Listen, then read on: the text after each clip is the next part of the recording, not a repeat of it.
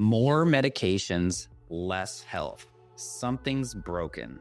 Traditional medicine manages symptoms, but true healing addresses root cause.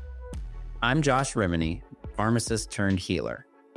At Beyond the Pills, we merge ancient wisdom with modern day science to inspire you through stories of transformation, practical trainings, and holistic healing. Join me and other practitioners as we guide you towards vibrant health, body, mind, and spirit, and move beyond symptom management into true healing. Welcome back, everybody, to this episode of Beyond the Pills. I am Josh Rimini, pharmacist turned healer, and today we have a special guest, someone that is in the intersection of ancient wisdom and modern science. And we're going to talk about body, mind, and spirit today. But today's guest is someone who's truly redefining the future of mental health. Dr. Aruna Nammi is a board-certified adult geriatric and holistic psychiatrist and the founder of Trinergy Health. She's widely recognized as an innovator and pioneer in holistic psychiatry, bringing together the wisdom of Ayurveda and precision of functional medicine to address her mental health at the root cause. Through her signature approach, Psychiatry 2.0, Dr. Aruna is shifting the paradigm from managing symptoms to healing the body first, helping patients not only restore balance and vitality, but in many cases, safely reducing or coming off psychiatric medications when appropriate. I have a feeling that's how we connected. Her work now extends into supporting individuals dealing with long COVID and vaccine-related challenges, offering a truly integrative path towards in a time when so many people are searching for answers. At her core, Dr. Aruna is on a mission to empower people through education, self-awareness, and root cause healing so they can reclaim their health and step into the most vibrant, aligned lives. Dr. Aruna, welcome to Beyond the Pill. Thank you, Josh. It is my absolute pleasure to be here. Oh, it was when we first connected, we've lots to talk about. I'm really excited because mental well-being is something that's on the top of a lot of people's minds. We know that anxiety and depression and all these mental health components are at a higher awareness now, but they're also kind of increasing, I think, in some spaces. And so take us back, because I always like to start with some of the origin story. Who is Dr. Aruna? Why did she do what she does? But what originally drew you into psychiatry? So, oh gosh, that takes me back to almost 30 years back in my life. So I grew up in South India, very traditional Indian family. And education was always very important in my family. And my father, I'm the middle of three daughters, three sisters. And it was kind of predestined for me that my older sister was going to be an engineer. The second one, me, was going to be a doctor. And the third one, I guess she had her choice.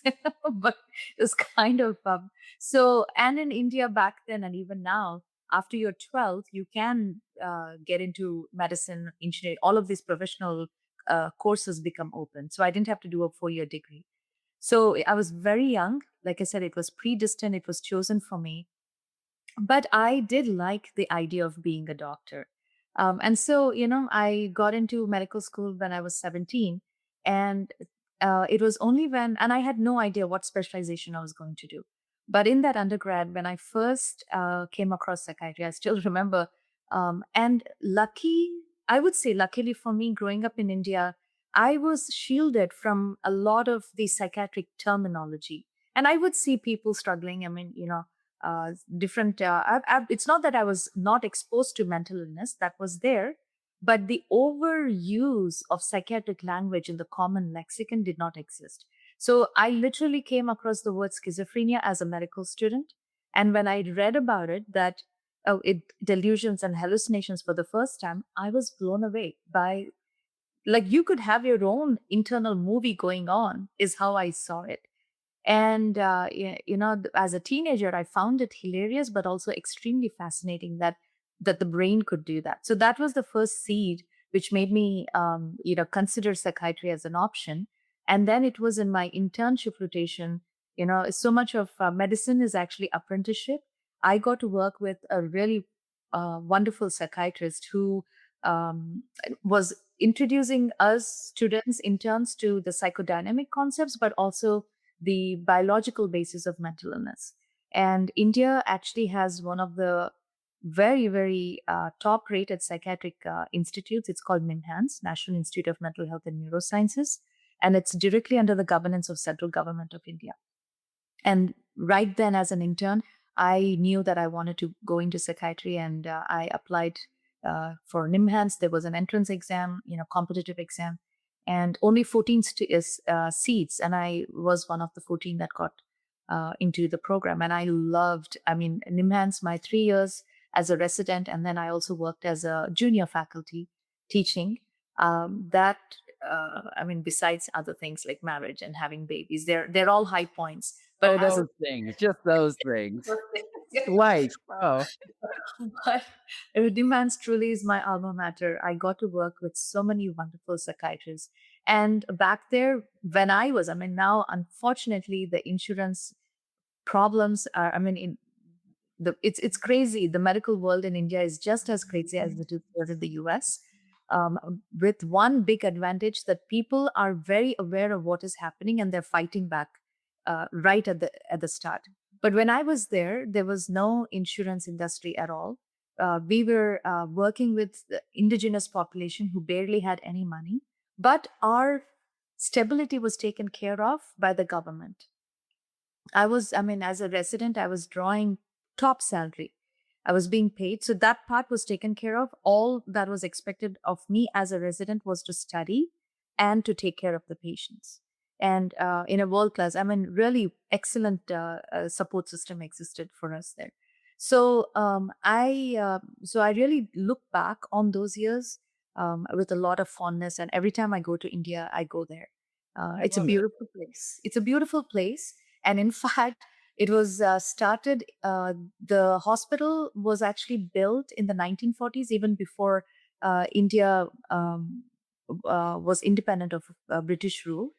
The building was modeled after Maudsley Hospital in London, but it was built by the local princely kingdom, the state of Mysore. And it was the Divan, who's kind of the chief minister of the kingdom, and the royal hospital, royal physician of the kingdom, those two people. And they started with the intention of creating a psychiatric hospital. And the motto, it sounds crazy, maybe even not very politically correct, but the motto for the mission statement was to create a place where people could be both crazy and safe.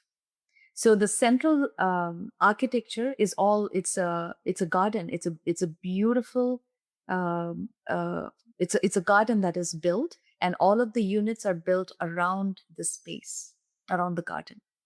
I So love that that. was the, yeah. Well, So it's that nature important. is, Well, yeah. and it's fun to see, like, even in this short part of your story, right? It's like it I love having conversations with providers and people where even at the sometimes at the very early stages, you were just sort of guided towards psych psychiatry, guided towards this philosophy. So was there a moment where you realized the traditional model wasn't enough?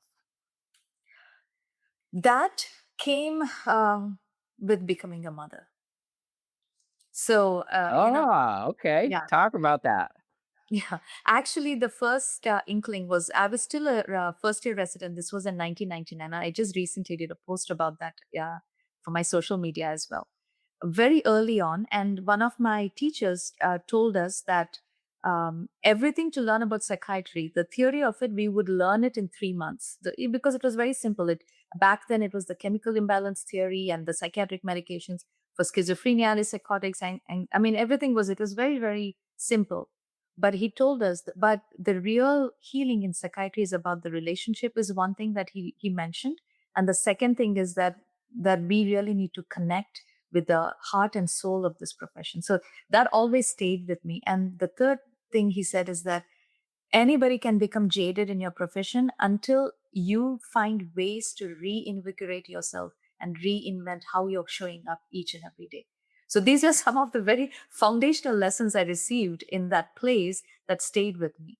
But when I was still that very young resident learning about neurochemistry and all of these, very biological false theories. Now, when I look back, a movie was released in my language. It's Telugu. It's one of the South Indian Dravidian languages about a saint who lived in the 15th century. His name is Annamaya. The reason we revere him even today is because he was one of the saints who gave rise to the Carnatic musical tradition, which is practiced even to this day. He lived almost to 100 years, and he has written about 24,000 songs. 14,000 of them are still existing, and in every student that goes to the South Indian Carnatic musical tradition learns majority of these songs. So that's his incredible contribution. But in the movie, and which is really his real story, when he was about 18, 19, he has a spiritual experience. But to my young eyes as a psychiatrist, even as I was watching the movie, and it was a very impactful movie, I came back and I was reading something from my textbook. I remember I was alone in the reading hall and I had this big Kaplan and Sadek textbook and I was thinking about the movie and I thought, oh my God, he had a psychotic break. And poor thing, he suffered, his family suffered so much. If only he had antipsychotics at his disposal, he wouldn't have gone through so much misery. But a small voice in the back of my head said, but then, would he still have been such a great composer? Would he have achieved the greatness that he did if he were on antipsychotics? Why? Because even back then in 1999, it was already in the literature that antipsychotics cause cognitive dysfunction, they can lead to dementia, they can only manage, there is no healing, it's a lifelong disease, it's dementia precox, right? The name that Kreplin gave to schizophrenia. So, but then in this movie, he has that experience, it is integrated. He then goes on to become, he devotes his life to meditation and the spiritual path, but he also is married. He raises children, and he made such an incredible contribution that we revere him. In fact, even here in the US, every year the Carnatic musical schools they celebrate his birthday or something. They honor him every year. Like 600 years later, we are still talking about him, and his songs are really. I mean, if you understand the language, they're absolutely beautiful songs. So that stayed with me, but of course, I had no time to explore that. I suppressed it. But then I got married, moved to the US, and I was struggling with infertility. I went through, fertility treatments and all of that. Still did not wake up to the idea that what I was doing to myself was not really medicine, was not really healing. It was just managing. But becoming a mother, all of a sudden, there's so much of Ayurveda that is imbibed into our culture. We don't even call it Ayurveda; it's just the way. So when I was pregnant, the way my mom and my mother-in-law, they took care of me with so many herbs. For the first time, I didn't ask them, where's the double-blind randomized controlled study for this herb that you're asking me to take? The clinician still came out. I did not. I just had that innate belief in the traditions and everything, partly because I grew up seeing that. And the postpartum care, everything was, I did not question the diet I was fed, the herbs I was given, or the care that I was being given. I mean, it was great. And then when it came to raising the child too, a social worker that I was working with, I mean, I was fully pregnant, I would deliver anytime now. She was the head of social work department. She takes me into her office and she said, I'll give you $1 million advice. And that advice was, right from day one, put your daughter in a baby in the crib. I was in first time mother, and this is what she's telling me.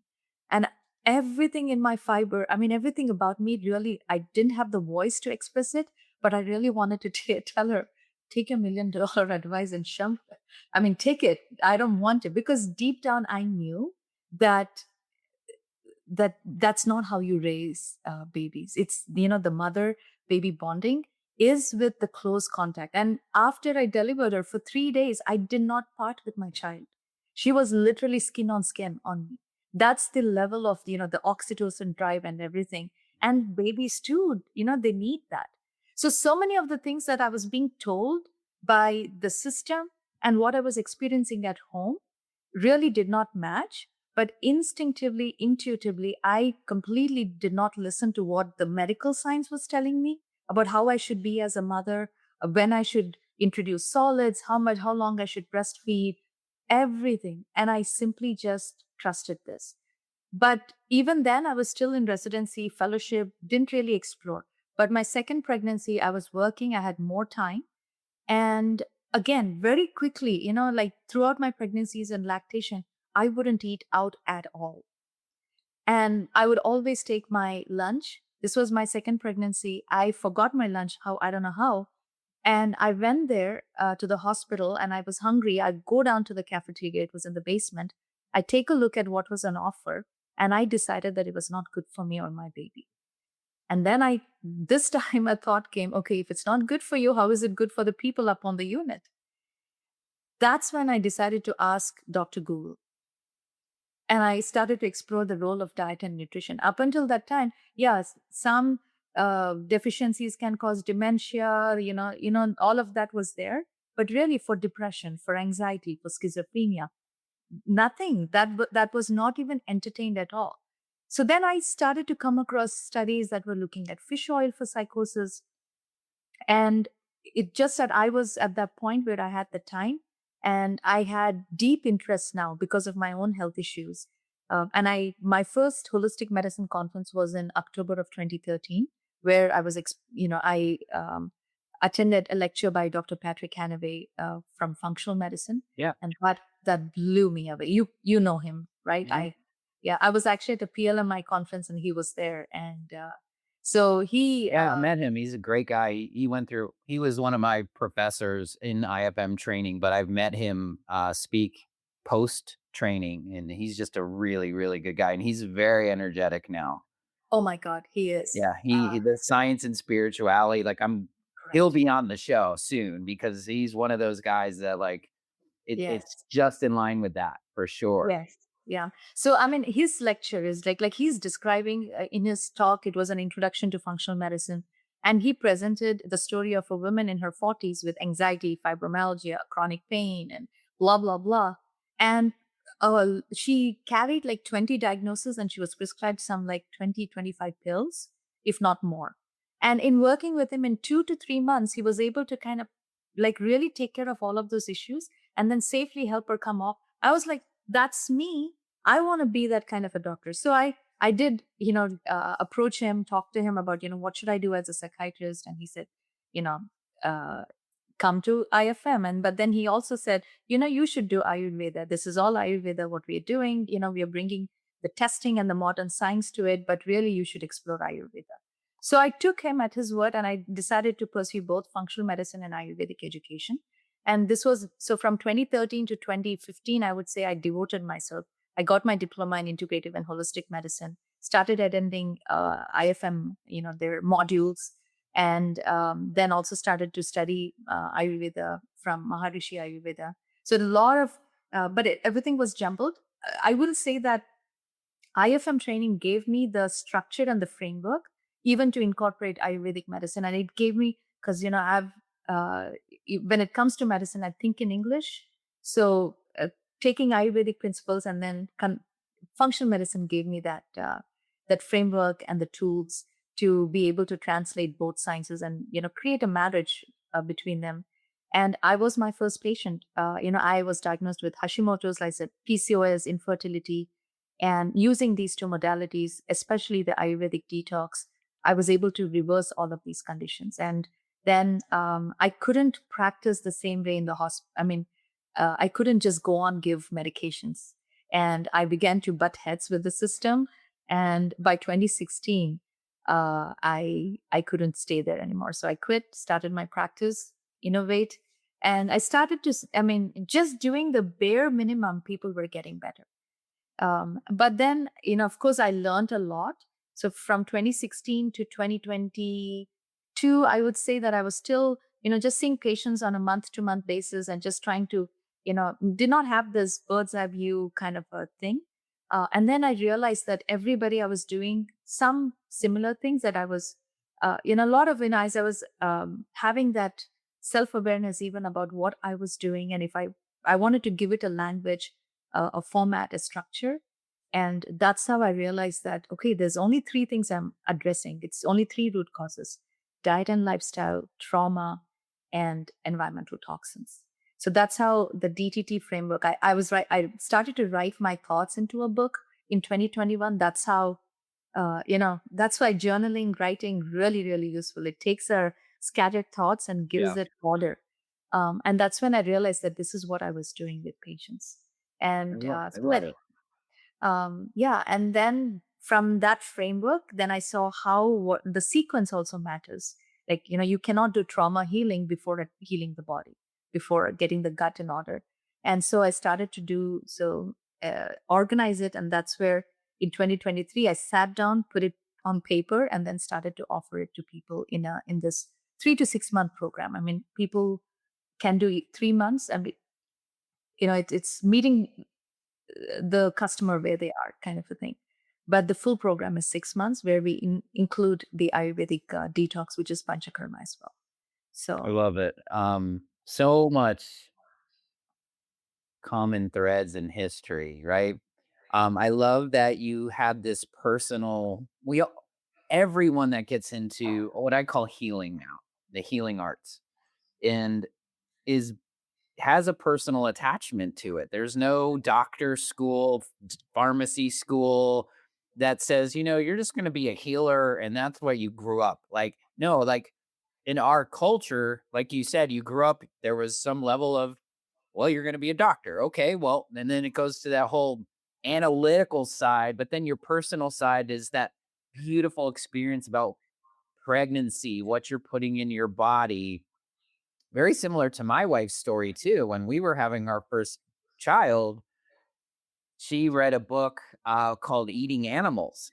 And it was this whole documentary around this guy was bringing a child into the world and wanted to know what this child was going to be eating his whole life. And so there was this whole thing about like the meat industry and how awful it is and the clean, like, so we cleaned up so fast because of that child, right? And I yes. love that story. And then that mother intuition that says, do it this way, but no, I leaned into the knowing, not the thinking mind. And you knew mother intuition is there and it's real, guys, right? It's not fake. It's there. It's something calling you. It says, no, we're gonna do it this way, skin to skin connection. So I love that sparked your professional mindset and awareness. Very similar to me. It's like, wow, I had to start learning about supplements because people were asking me and I didn't get trained. And then I started learning about omega 3s and how good they were. And then the quality difference between pharmaceuticals and the supplement world. And then I started reading books about Correct. the integrative side. And then so I love that merging of your life and your profession kind of going into the main space and then Mhm. asking those beautiful why questions, leading you to Patrick Hanaway talking about functional health. And then it's so funny because your timeline literally like mimics mine. I'm like, I'm in IFM just like going, how do I apply this to pharmacy? Where they told me that every condition has a drug. I'm like, that's not me. I learned Mhm. about like how people get off medicine with lifestyle and functional health and that framework that they teach you in IFM, right? There's that framework around it. And it's just so I'm laughing as you're talking because it's so fun because that is the capital T truth, right? Correct. The universal truths are everybody goes through that journey to get to this place where I love what you said. It's really three things. And so when it's body, mind, and spirit or energy, it's like, well, it comes down to diet, trauma, and toxins. And if I treat everyone with that, and then you just reverse engineer it. And now it's like beautiful. Now I have a 3 and 6 month program. People are getting better. I'm doing the same things, but it's very highly personalized to their experience. Correct. Yeah. So fun. So fun. Um, so is that what led you to create this psychiatry 2.0, if you will? Yes, yeah. The name is my husband. He's the engineer, logical guy. So he was like, it cannot be the old psychiatry, so it's got to be psychiatry. I mean, so it was his creative idea, and I went. But with Apple iPhone, you get now we are an app, iPhone 13 or whatever. I mean, I don't want people to think that there's going to be. I mean, there is always going to be new learning. That Yeah. always There's happens. always evolution, right? There's We're always expanding our knowledge, and I want to get to that because well, let's talk a little bit before we go slide into the spiritual aspect and how they're the same and merging with science, because that's a real big piece for you and I in our belief systems and what I believe is true medicine. But you say heal the body first. Mhm. What does that actually mean in the practice? So I have to bring in Ayurvedic understanding here. So Ayurveda basically says that we are all primarily energy. This is actually quantum physics, and energy gives rise to matter. And it goes on to then further describe that the fundamental energy is basically the unified field that creates all of the universe. So we are not different from anything, as above, so below, as within, so without. And this energy organizes itself into three main energies. They're called Vata, which represents the air and the space element, and it governs anything that moves in the body. So thoughts, we think of thoughts not as stationary, but we think of thoughts as having an inherent quality of motion. So thinking, which means the neuropsychiatric system, nerve impulses travel, hormones travel, GI system. There's all of these functions involve movement. So that's how we understand that Vata governs all of these functions. Next comes Pitta, which is the fire element, and it carries the principle of transformation. So anything that you put into fire changes its form and structure and comes out as something else. So that food becomes nutrition and waste, and nutrition we retain, waste we eliminate. Our life experiences, when they are alchemized, so the concept of alchemy also comes in here. Life experiences, when they're alchemized properly, they become wisdom. Otherwise, they can make us cynical and bitter. Then comes kapha, which is it contains the elements of water and earth. So they are the more groundedness.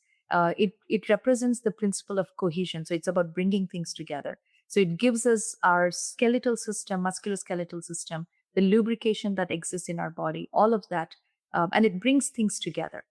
So very classical example is of that of dry flour becoming dough. So when you take the dry flour, it's all airy. It's still carbohydrate and all of that. It's got all of that, but it's airy. There is no cohesion, and it doesn't come together. But the moment that you add water to it, which is the principle of kapha, it starts to blend in. It starts to come together. It starts to cohese together. And as that is happening, there is actually, when you're kneading it by hand, you will see that there is warmth that comes out. Even though you're using just room temperature water, it'll become a little warm, which indicates the principle of transformation. So something that is dry is now becoming like a dough. And so as you can see, the evidence that all these three energies exist not only in our body, but also in nature as well. And I think I lost your question. You were asking me how. No, I love it. I hear the fun, beautiful words like coherence and alchemy. Like alchemy to me is such a well, I'm a pharmacist because they were the original alchemists, but Correct. but the other part is like it's the and approach as they exist together. There's this flow of like fire is transformation when you really look at it from the elemental perspective, but also the energetic perspective. It Correct. takes energy to move something into something else. And I love the word transformation. Yes. It means that you can't go back. Yes. It's not change, it's transforming to something else, just like the caterpillar becomes the butterfly. And we're here to transform people, not just change them. And Yes. so I love that you're blending this Ayurveda approach. And I love that, like the functional side that you originally got into, and Hanaway was like, the functional medicine is Ayurveda, so you should go there. Like, we're just speaking to it from a scientific perspective because Correct. most of us in the scientific world have to hear it from that perspective. Correct. Yeah. And of course, I remember your question. How does it look like? Right. So I start off with this thing. And the beauty about the understanding of disease and health is that these three energies, Vata, Pitta, Kapha, we have a particular balance to them. All of us, we have our own individual amount of each of these energies that makes us who we are. It's as unique as a fingerprint. And it's not completely just derived from genetics. It actually takes into account the energy signature in the mom and the dad at the time of conception and the energy. So, obviously, if a mother is stressed out or if there is, so all of that impacts the resultant constitution, which is known as prakriti in the person that is in the human being that is formed. We all have that innate constitution. And when we are in balance with that innate constitution, then we manifest health. But any deviation from that balance, it's called as vikriti, will manifest as disease. And so, and the other beauty about this is that Vata, Pitta, and Kapha manifest in the physical body as well as in the psychological body, in both mind and actual body. So when we are bringing a person out of balance to balance, we are paying attention to the whole physical body and their mental body and as well as their energy body as well. So there is no distinction. So, but in psychiatry, unfortunately, what has happened, there is a divorce between mind and body. But in Ayurveda, they say, no, no, no, no. You first have to go to the gut because gut is our engine. Everything, even your brain runs because your gut is functioning. And then the immune system, the hormones, there is this interconnection and interplay and feedback loops that exist between every system. And it's not complex. It's not complicated either. It's just that it's a family and they're all living in the same house and they have specific roles to fulfill and the roles are interdependent. So that's how we start. So I always start by looking at their physical functioning. How is their gut doing, their immune system, their hormones, their genetics, their sensitivities, detoxification pathways, kind of the IFM framework. Yeah, functional approach. The functional. I want to emphasize that because you came up with a couple things that I've been talking about for a long time. That's very important. And you hit it right on the head because one of them is, I just see this Venn diagram of like these three circles and everybody's blueprint's slightly different, but they're all interconnected. So I'm a big fan of the word and, not or. Yeah. And that's the definition of this holistic model is it's not Ayurveda or functional or traditional. It's all of it because our bodies have that interrelationship. So that's how I have been speaking to it as well. Like it isn't body, mind, or energy. It's all of them. It's just how you observe them. Again, quantum, right? It's particle and wave. It's the same, but it's just how you observe them. So I love that you brought that up. And the other part was you said it very sophisticated, but I want to emphasize it with people because this is my definition too, is instead of looking at healthcare or in your case, mental health or psychiatry, it's not taking away something, it's restoring balance. And healing is very different when you have the observation and the mindset of we're just restoring balance. Your balance, not the balance, your balance. Whereas the traditional model is focused on taking something away. And I feel that when we have more people focused, whether it's the practitioner, the client, the patient, whatever, where we're always looking to restore balance, what's out of balance so we can restore it is a very different framework and conversation than what am I supposed to take away? And you've said it many times because that's what Ayurveda does, right? That's what functional is really designed for, even though I think a lot of practitioners get lost in the green pill for the ill or the supplements because they don't work unless you're in balance. Correct. So thank you for bringing that all up as we're talking through this because those are so beautiful and critical points to our conversation. And the beauty is that it's the way when you approach the system, the mind body spirit system, as an ally, not as something to be tamed or suppressed, but as Yeah. an ally. In fact, in Ayurveda, the basic thing that they say is that the a physician, known as a Vaidya is only enlivening the innate intelligence of the human body. So it's actually a completely empowering way of thinking about it, that your body knows everything. It's just that we are doing things to it that is counterproductive, and it made symptoms to tell you, hey, don't do this, I don't like it, but we ignore. I mean, the first time we develop acid reflux because we ate ultra processed junk food. You take Tums and then you sleep off and you think that it's gone. No, that's your body saying that was not good. Don't do that again. But then the ultra processed junk food is designed with chemical franken foods to get us hooked onto it, and so we Oh, go. well, do you want to go there? You want to go to the dopamine and all the PhDs that are studying the bliss zone for brains, so we eat Yes, more of it, and the 40 yes, formulas for Dr. Pepper. I know it's yes, yeah. crazy. I But mean, I love it from your perspective because you lightly put that in there, but that is it, right? It's like I was just listening to something this morning talking about this, whether it's Ayurveda or any other energetic components. It's we'll get to that place because I do want to talk about how these intertwine because we see it from a scientific perspective and from that energetic spiritual perspective. Because that was what I was hearing this morning, and I was listening to something a friend sent me, and it was the same thing. Is like your these symptoms are signals. It's your body's way of saying something's not right with you.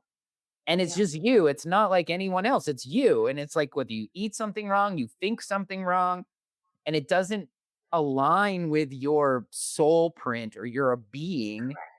It's like, and I think it's important because in modern day society, you said it really beautifully, is like we either have been unaware of it or we're being sort of moved to be like the way I'm seeing is like to like it's almost like a shield in front of you. Like correct. we're more of a there's more working against us in the wrong Correct. ways that says, Yes, hey, you, don't look there. Like I know we all need one of these. I yes, know it's not, but how many people are just designed to just be sucked into the thing that yes, doesn't give yes, them joy?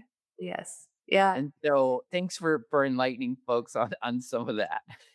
Yes, and the cultural programming, and my conspiracy side of me tells me that it is intentional, and but it is now is the time for us to reclaim our power, Yeah. one person at a time. Yes. I'll give you an example. 2 weeks ago, I was with my daughter's in volleyball, and so I was on that journey with her. Went to Kansas City, and I had a time. I had really good time with all the other moms, and as they didn't know what the work that I do, but as soon as we were introducing ourselves and getting to know each other, then one of the moms then they started asking me different questions, and I love teaching, so I share what I think. And one of the moms who she's getting into exercise and nutrition, and she's like, my coach asked me to take creatine, so I'm taking, but every time I take it, I have some, she mentioned some symptom. And I said, well, I had given her this thing that we should not ignore the symptoms because it's a signal. And then she was like, but the coach says that creatine is what I need. And I'm like, but what is your body telling you? And then somebody else asked me something about something. I said, what is, I mean, can you interpret that as to what is the message my body is telling you? And one of the moms probably got a little irritated. She was like, listen to your body. She was a little, but I just realized that was instead of listening to our own signals, we are looking for somebody else. And that didn't happen. Like, if you look at in the old days, if you read literature from the 18th century, early 20th century, 19th century, you will see that when something happened, some health situation happened, I'm not talking about major ones, minor ones, within the family, people knew what to do. They didn't rush to their GP, they didn't rush to a doctor immediately. Women were the custodians of this knowledge. They knew what herbs to use, what items in their kitchen, and every culture had its own. Like in India, of course, turmeric. I mean, if I had cuts and bruises, it used to be turmeric. If I had diarrhea, it used to be tapioca pudding, porridge made with tapioca. So things like that, where, it was always there. And even here, like, I learned about, using onion for ear infections or doing different things like Yeah. that from the naturopathic world. I don't know fully those kinds of things, but for any ear infections, we actually, first of all, we barely had ear infections growing up. Our generation barely did because life was different then. Today's generation, they have ear infections all the time. But even if there was any ear pain or anything, it would be garlic oil with homemade garlic oil. Didn't even have to order it off of Amazon. So garlic was used, ginger was used. I mean, so people had this knowledge all over the world, but it was a cultural programming that made us disconnect ourselves from our intuition, from our knowledge, and also questioning what our elders are saying. Oh, they And don't know. It's not scientific. It's not been proven. yeah, well, that's where I wanted to kind of slide into here, because you're moving into the energetics of things. Because Yes. when you make something homemade, just like when you make a meal and you have community around you and your family's in there and you're interacting and you're eating with each other, we know that there's science to that, but the essence of all that is there's an energetic frequency to it. It's very different than something chemical, synthesized, any of these things, because it's not just homeopathy or anything like that. There's literally a way and manner in which we can now understand in some other ways that there's a match to that. There's something to it. Because again, yeah, the modern day world says take the drug to fix you, but what did it do? How many pink medicines did some kid get for all, and my kid always gets infections? Well, there's some imbalance that didn't get balanced, and then it goes the other way. And so yes, I believe that our modern day worlds, yes, we're way better off with this than we are with a telephone with a cord on it. But how far do we go with it to get us to the place where it becomes maladaptive? And I think that's where we're this is why I love the full circle moment, is people are starting to realize that the lifestyle is better. Doctors and pharmacists, like, we're teaching more now, like lifestyle medicine is real. Like, it's something that you should do, not like it's a nice to have. Yeah. In Eating whole relation, foods, like you said, you're like, it's actually it's the D, right? The diet that you have is healing. Food is medicine. We know food that. is We medicine. Yeah. also know it's a poison. Yes. In relation to that, I actually wanted to bring up this distinction between anything that is synthetic, including pharmaceuticals, the way they interact versus anything that is natural, that comes from nature, which includes food as medicine, herbs and supplements, and minerals that we can consume. What happens with the synthetic molecule is that it's only focused on the receptor modulation, whereas anything that is natural, it's a signaling molecule. Yes. And the 100%. big difference between this is that when we're doing receptor modulation, for instance, let's say we give an antidepressant that reduces serotonin reuptake in the synapses, that will override the innate intelligence. Our brain knows when it should take the serotonin, when it should not. Whereas a synthetic molecule, irrespective, same thing with Ozempic as well. We make GLP-1 like molecules all the time in the body, right? It's called, it's the leptin hormone is one of the GLP-1 like. But certain foods like food that is rich in protein and fat will also stimulate the GLP-1 receptor in our gut lining, which will reduce hunger, which will slow down gastric emptying so that we feel full. All of these things can happen. But when you take Ozempic, it overrides that intelligence. It'll keep that receptor stimulated no matter whether you need food or you don't need food. Whereas when something that is natural is interacting with our receptors, it acts like a signal still allowing our body's intelligence to decide whether, okay, I'm going to pay attention to this signal or I'm not going to pay attention to this. That's a big difference. So Ozempic will work 24/7. It'll slow down your gastric emptying. It'll keep your hunger completely gone, which that's not how we are supposed to be. And then, of course, that's why we see the metabolic whiplash, we see gastroparesis and all of these conditions after a point in time. Whereas when we use, like I said, high protein diet, adequate amounts of, not high protein, but adequate amounts of protein and fat in our diet, plus the herbs like cumin, coriander, ginger, basil, oregano, all of these herbs are signaling molecules that together, when our receptors are looking at them, they're like saying, okay, there is this much of the pressure receptors also. Okay, we are 3/4 full. Now we can say we are enough. So that is where our inner intelligence is working. We are working with our inner intelligence, which again means that if you are sitting with a tub of ice cream and either doom scrolling or watching TV, you are not paying attention to your own system. But that's self-awareness. That's why eating without distraction. You could eat when you're sitting with the family. That's not distraction, because that is we still are able to pay attention to what's going on within us and around us. But when we are looking at a screen, we are completely engaged in it. And so that it disconnects us from our own self. I saw another study that came out just in September of 2025. You know what they found? Before 2010, women's menstrual cycles were more in sync with the lunar cycle.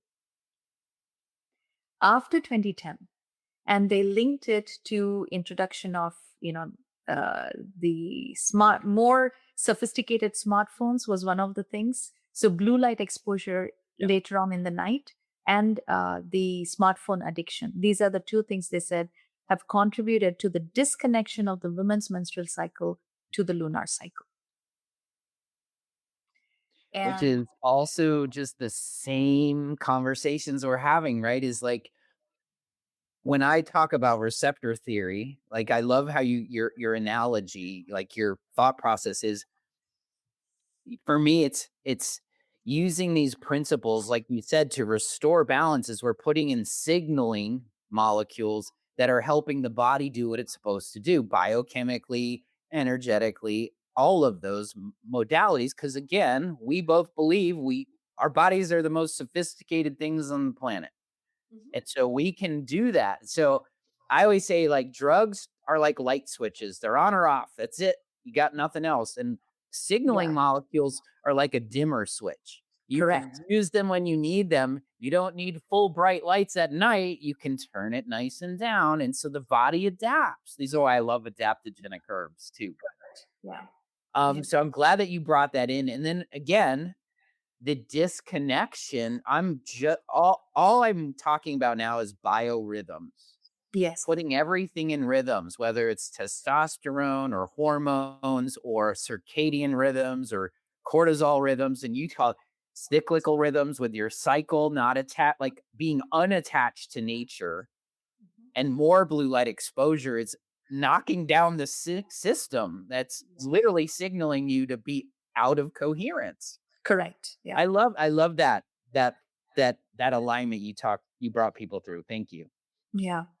Yeah. I mean, in fact, I think of depression, it should be renamed as disconnection syndrome, disconnection from oneself, from community, and from nature. Because that's the root cause of the downstream effect of not feeling good.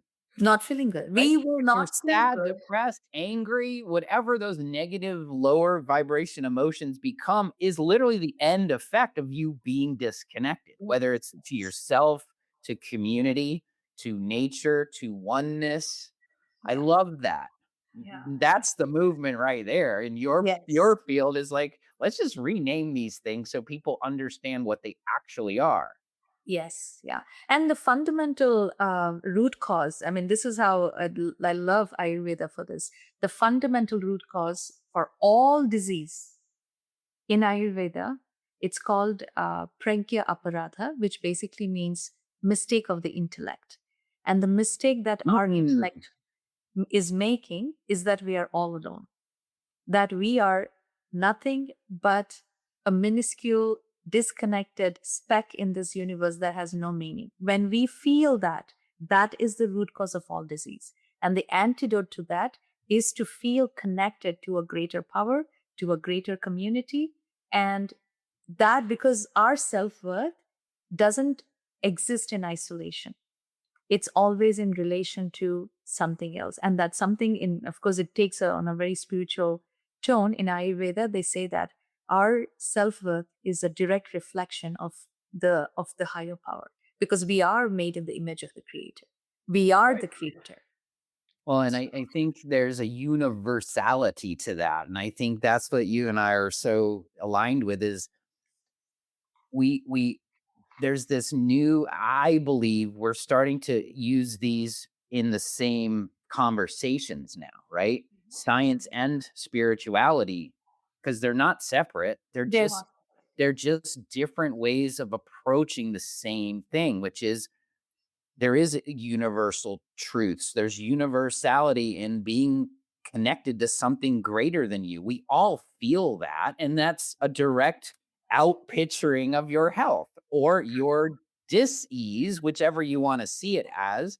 There's an imbalance because you're not in balance with yourself. Therefore, you're not in balance with source and nature and or spirit or God, whatever you choose to use that word. And that alignment, like you said, that's the universality of everything that's off. If you're off, everything's off, right? Yeah. Yeah. And that connection, some people can think, oh, so what if our menstrual cycles are not connected with the moon cycle? We lose that awe about being human.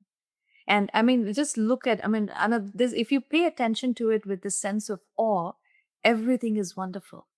How can you be sad then when everything is wonderful? Even though, and when we approach life from that sense of awe and wonder, for instance, why do they show up only in summer? Because we need them. It's full of water for our hydration. Why do fleshy foods show up more in winter? The pumpkins there, they are more calorie dense. Why? Because we need more calories to keep us warm from the inside. That is the interconnection even in nature as well. Oh, it's one of my favorite. Well, one of my favorite words is awe, by the way, and one of my favorite adventures is to the connectedness we have with nature and its sacred geometry and just the beauty of all of it. Like, why does a walnut look like a brain, right? Because it's Yeah. good for brain health. It's like nature knows. Yes. I'd say it a lot, but nature always wins too. Like we Yes. think we're some people think that we're here to dominate the world. No, like we're humans living with Gaia, with nature, with it all. And Yeah. so that's one of my favorite things to explore in life is just Yeah. the interconnection to it all. Yes. And that feeling of oneness, which of course we get with meditation or going deep inward, transcendentalness and everything.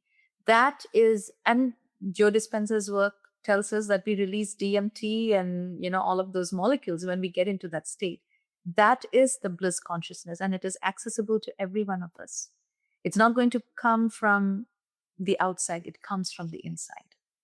And I love that you're both of us are leaning in that direction. We're both disciples of that work as well. And it's to me, the way I keep saying it, and there's some part of learning this stuff, but doing it, right? Going from Yes. thinking to doing to becoming. If you want to Correct. become whole and you want to become more aligned with who you are and your purpose and your inner bliss, well, you got to do the work, right? And empower yourself to move through that. And surround yourself with people like you. Yeah, like the tribes that are around it. Like my favorite part is like the tribal. I study post-tribal shamanism. Like tribes are so fun because they're just a community of like-minded people that are going in the same direction as you. Correct.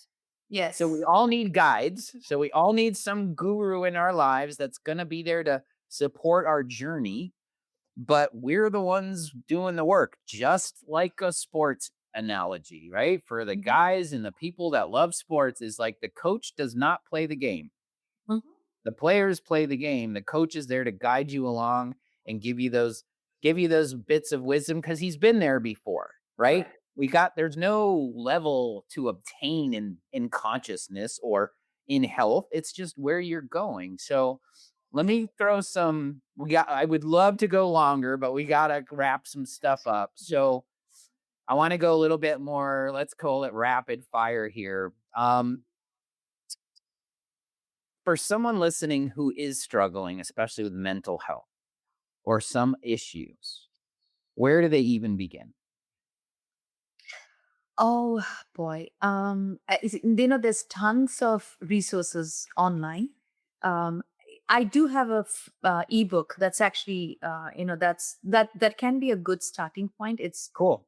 I think I can share the link with you. It's Yeah, free. we'll put it in the community's resources link so people have that in the vault. That's amazing. Yeah. There are many books. Love Dr. Joe Dispenza's books. He takes on a more spiritual note. But for me, really frankly, if there's anything that you can do, clean up your diet, because it's the way you power yourself will determine everything else. Very simple. Go basic with the food. See what is working with you, what is not working with you, and focus on the ones that is working. And when I say working, after you eat, you should not feel lethargic and dead. You should still feel alive and be able to go on with your life.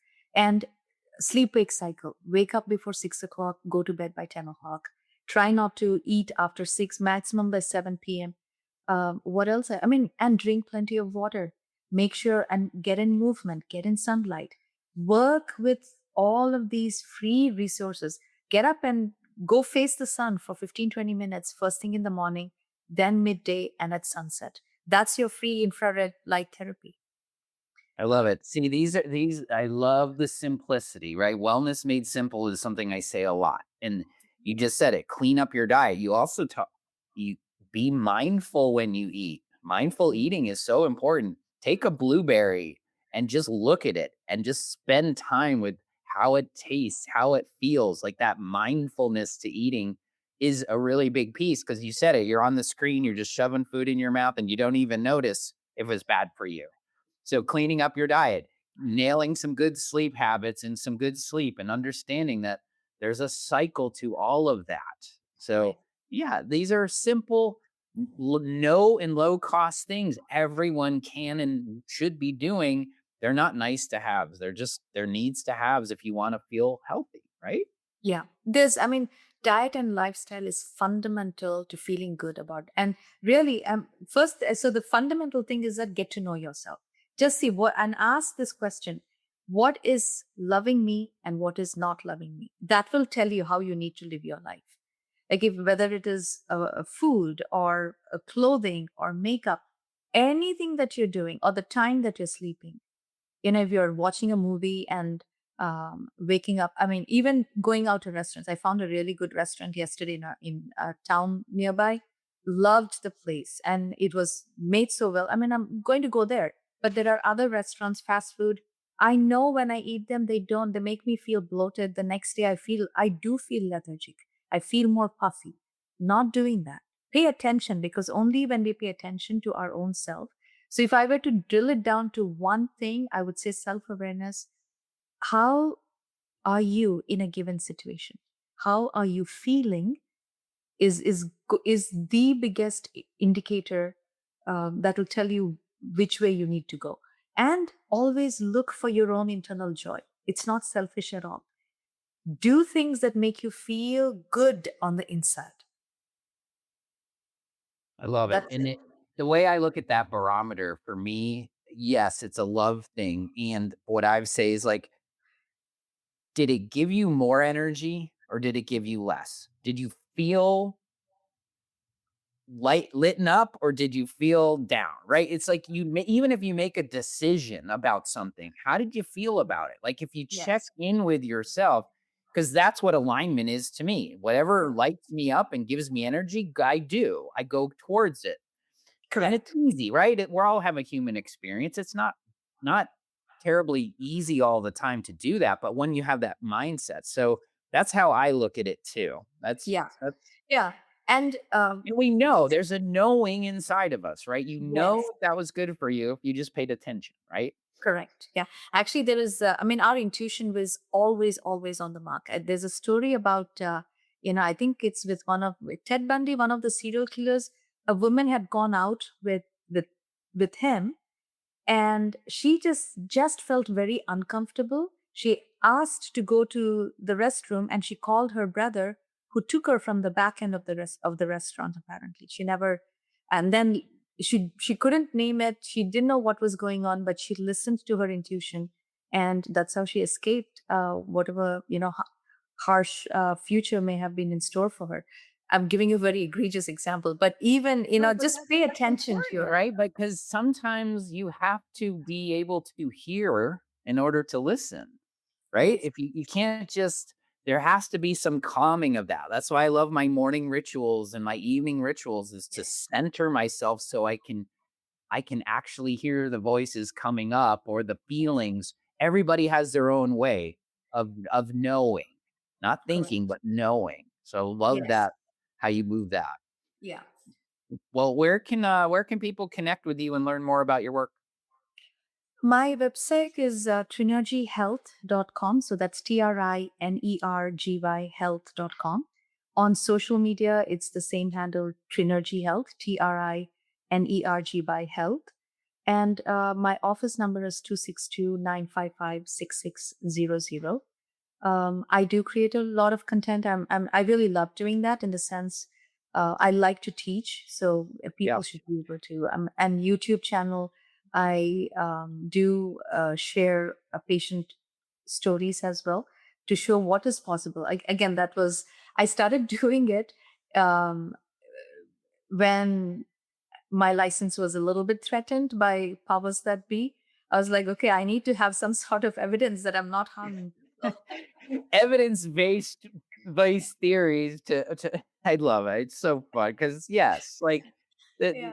the stories of transformation and what is possible is so important, by the way. Correct. So I'm glad Yes, that you're doing that because when someone there's an innate knowledge around if someone can do it, I can do it.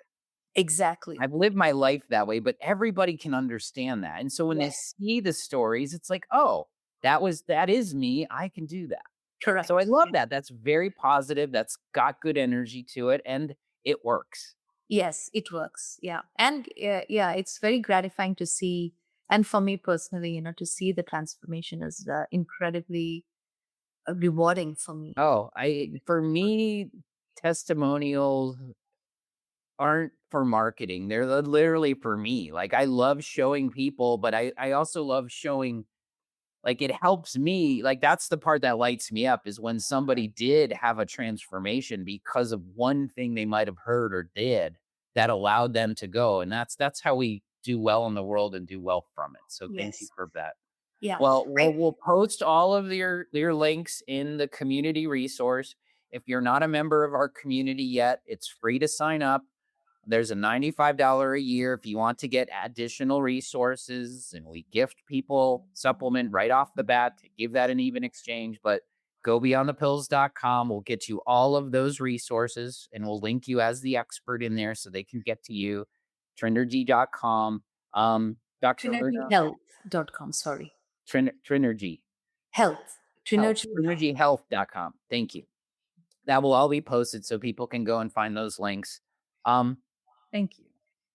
Thank you Thank you, so much. Josh. I Thank you. This was a appreciate your wonderful. wisdom, your light, and just the passion that you bring into something so critically needed in the way and manner in which you do it makes me feel so good and so appreciative. So thank you. Thank you so much. And right back at you. I know we are actually mirror image of each other, if I may say so. Well, that's why I feel so good when I get on the air and do these episodes because it's like I know I'm on the right path because I'm lifted up. This gave me energy. And there's just so many commonalities that we can just help serve each other. It's so fun for me. So thank Yes. you for what you do and how you're showing up in this beautiful world. Um, Beautiful. Thank you. Thank you. All right, guys. This one's a wrap. I hope you enjoyed it. Until next time, stay well. Thanks for joining me today on Beyond the Pills. If our mission to de-prescribe 10 million unnecessary medications resonates with you, share this episode, subscribe, and leave a review. Whether you're a practitioner or someone ready to reclaim your health, visit rx2wellness.com for free resources to begin your journey. Together, let's go beyond the pills and co-create a world of vibrant health and true healing. Until next time, live better and stay well.